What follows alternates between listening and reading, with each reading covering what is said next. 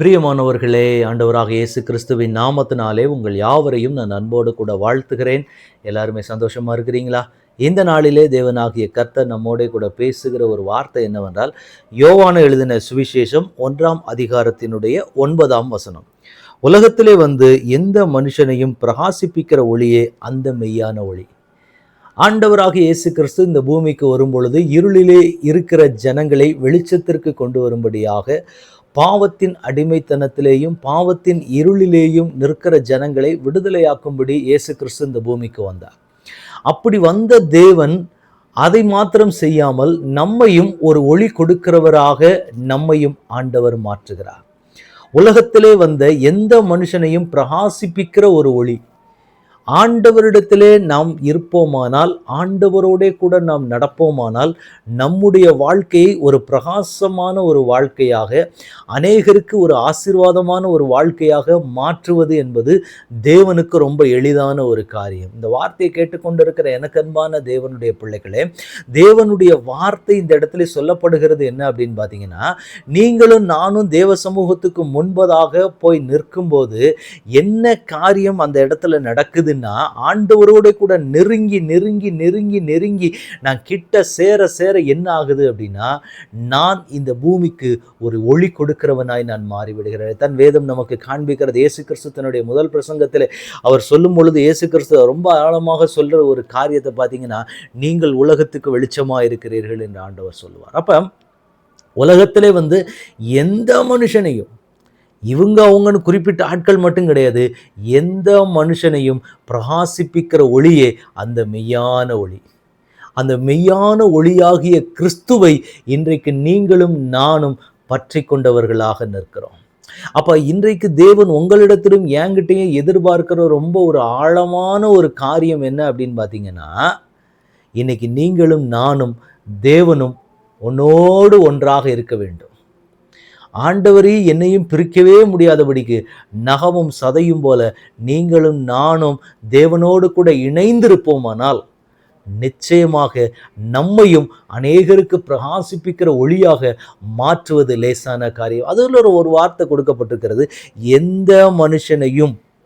என் வாழ்க்கையெல்லாம் செழிப்பாக்க ஆண்டவரால் முடியுமா? என்னையெல்லாம் அநேகருக்கு ஆசீர்வாதமாக மாற்ற முடியுமா? என்கிட்ட படிப்பு இல்லை, பணம் இல்லை, அந்த அளவுக்கு டேலண்ட் எல்லாம் கிடையாது, ரொம்ப ஸ்லோ லேர்னராக தான் நான் நிற்கிறேன்னா, எந்த மனுஷனையும் என்ன உருவாக்கினவர் அவர். உருவாக்குனவருக்கு தான் தெரியும், கிரியேட்டருக்கு தான் தெரியும் இதில் எதை மாற்றினா இது சரியாகும் அப்படிங்கிறது கிரியேட் பண்ணவருக்கு தான் தெரியும். அதனால நீங்கள் உங்களை கிரியேட் பண்ணவரோட கரத்துக்குள்ளே நீங்கள் நின்னீங்கன்னா, நிச்சயமாய் உங்களை ஷைன் பண்ண வைக்க போவது ரொம்ப ரொம்ப ரொம்ப எளிதான ஒரு காரியம். ஆண்டவர் அதை உங்களுக்கும் எனக்கும் செய்ய போகிறார். அப்போ அந்த மெய்யான ஒளியை பின்பற்றி நான் இருந்தேன்னா, அந்த ஒளியாக, அந்த ஒளியை பிரதிபலிக்கிறவனாக நான் இருப்பேன். அப்போ அநேகரை அந்த பாவத்தின் சாபத்தின் அடிமைத்தனத்திலிருந்து அந்த கட்டுகளில் நிற்கக்கூடிய அநேகரை என் மூலமாய் தேவன் விடுதலையாக்குவார்.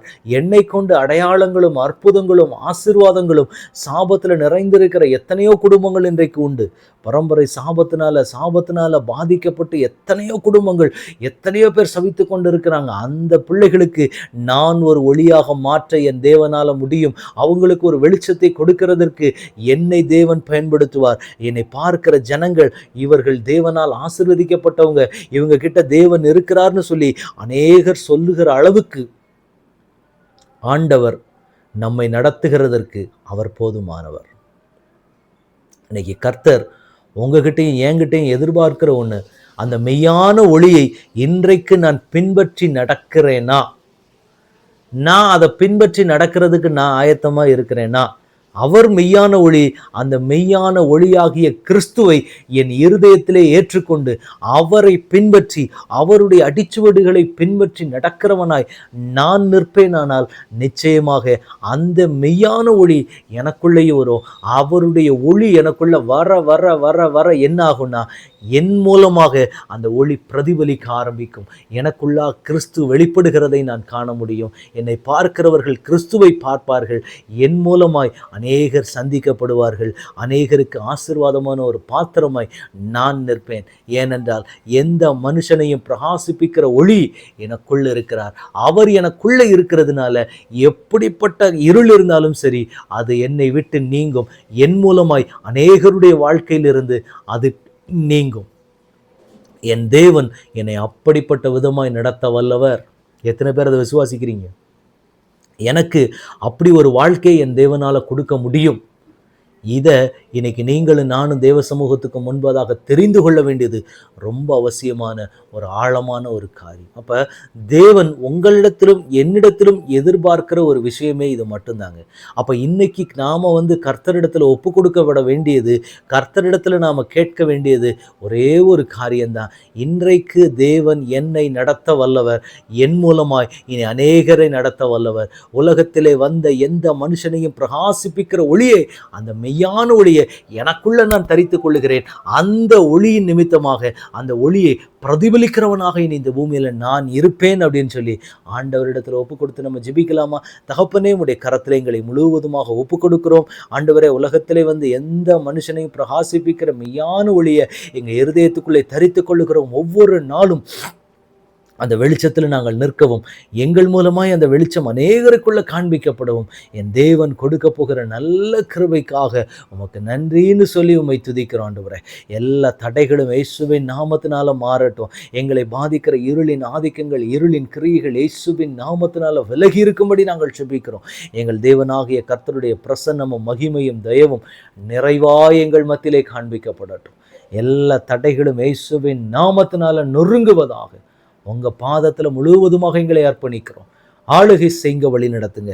இயேசு கிறிஸ்துவின் நாமத்தில் ஜெபம் கேளும் எங்கள் நல்ல பிதாவே. ஆமேன், ஆமேன், ஆமேன். God bless you.